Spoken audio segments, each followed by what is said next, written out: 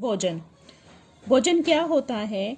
वे सभी भोज्य पदार्थ जिन्हें खाया व पचाया जा सके भोजन कहलाता है। अर्थात जिन चीजों को हम आसानी से खा सकते हैं और उनको हजम कर सकते हैं, यानी कि उनको हम पचा सकते हैं, अर्थात हमारा शरीर जो है उनको अपने अंदर समा सकता है, पचा सकता है, तो वो क्या कहलाता है?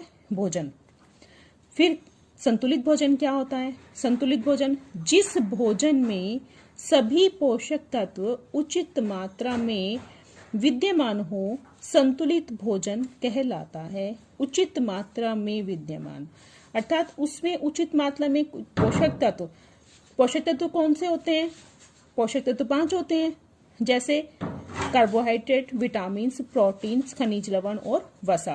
अर्थात वे सभी पोषक तत्व जो हैं वे संतुलित भोजन में उचित मात्रा में विद्यमान हो, तभी वह संतुलित भोजन कहलाता है। भोजन के पोषक तत्व 5 होते हैं: कार्बोहाइड्रेट, विटामिन्स, खनिज लवण, वसा, प्रोटीन। ये जो 5 पोषक तत्व हैं ये हमारे भोजन के लिए अत्यधिक महत्वपूर्ण है और हमारे खाने में इनका होना अति आवश्यक है। सबसे पहले हम लेते हैं कार्बोहाइड्रेट। कार्बोहाइड्रेट हमें किससे मिलता है? उसके स्रोत क्या हैं? पहला अनाज यानी कि जिसमें आप ले सकते हो गेहूं, बाजरा, मक्का, जौ, चावल। फल व सब्जियां, केला है, चुकंदर है, अनानास है आदि जो फल होते हैं वो आप इसमें शामिल कर सकते हो। शक्करायुक्त पदार्थ, चीनी, गुड़, शक्कर आदि। जड़ वाली सब्जियां, आलू, शकरकंदी, अरबी आदि। अर्थात हम इनको 3 चीजों में बांट सकते हैं स्रोतों में: अनाज, फल वाली सब्जियां, शक्करयुक्त पदार्थ, जड़ वाली सब्जियां। कार्बोहाइड्रेट का मुख्य कार्य क्या होता है? हमारे शरीर को ऊर्जा प्रदान करना और शक्ति प्रदान करना। उसके बाद लेते हैं हम विटामिन। विटामिन जो है वो 2 प्रकार के होते हैं, एक तो जल में घुलनशील विटामिन और दूसरे वसा में घुलनशील विटामिन। तो जो जल में घुलनशील विटामिन होते हैं वो 2 होते हैं, विटामिन बी और विटामिन सी। और वसा में घुलनशील विटामिन जो होते हैं वो vitamin A, vitamin D, vitamin E और विटामिन के। यानी कि ये वसा में घुलनशील है और ये जल में घुलनशील विटामिन है। वसा में घुलनशील विटामिन है यानी कि जब हम इनको पकाएंगे ये तेल में मिल जाते हैं, उसी समय ये नष्ट होते हैं। और जल में घुलनशील विटामिन जो होते हैं ये हमें सब्जियों के काट कर भिगोने से, पकाने से उनके विटामिन जो है यानी कि जल में घुलकर नष्ट हो जाते हैं।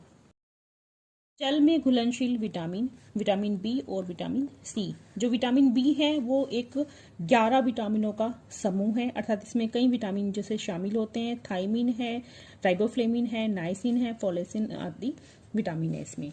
तो इसका यह जल में घुलनशील होने के कारण नष्ट हो जाता है। और जो हमें स्रोत है कहाँ से मिलता है? अर्थात हमें साबुत अनाज, हरी सब्जियां, फल, अंडा, पनीर आदि से हमें विटामिन बी प्राप्त होता है। और इसकी कमी से मुख्य क्या है? बेरी नामक रोग हो जाता है।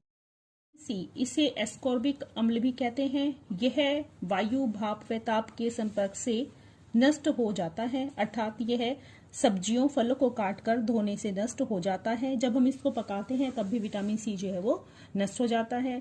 यह हमें किससे प्राप्त होता है? इसके मुख्य स्रोत क्या है? सभी खट्टे फल, आम, मौसमी, आंवला, नींबू आदि सभी जो भोज्य पदार्थ होते हैं जो खट्टे होते हैं उनसे हमें विटामिन सी प्राप्त होता है। सर्वाधिक विटामिन सी आंवले में पाया जाता है। यह प्रश्न कई बार पूछा जाता है, सर्वाधिक विटामिन सी किससे में मिलता है? अर्थात हमें सर्वाधिक विटामिन जो है वो आंवले में पाया जाता है। इसके मुख्य कार्य हैं त्वचा व मसूड़ों को स्वस्थ रखना, रोगों से लड़ने की क्षमता प्रदान करना, घाव भरने में सहायक है। यह इसकी कमी से हानि, अर्थात अगर हमारे शरीर में विटामिन सी की कमी होती है तो हमें स्कर्वी नामक रोग हो जाता है। वसा में घुलनशील विटामिन मुख्य रूप से vitamin A, vitamin D, vitamin E और विटामिन के हैं। विटामिन ए की कमी से रतौंधी नामक रोग होता है।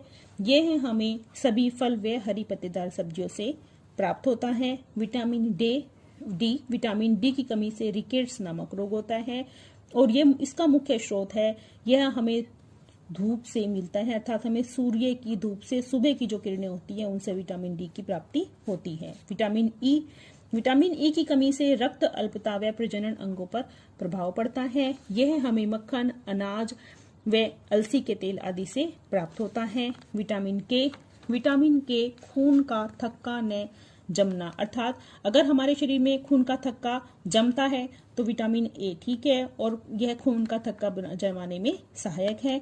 यह हमें मौसमी फल व सब्जियों से प्राप्त होता है।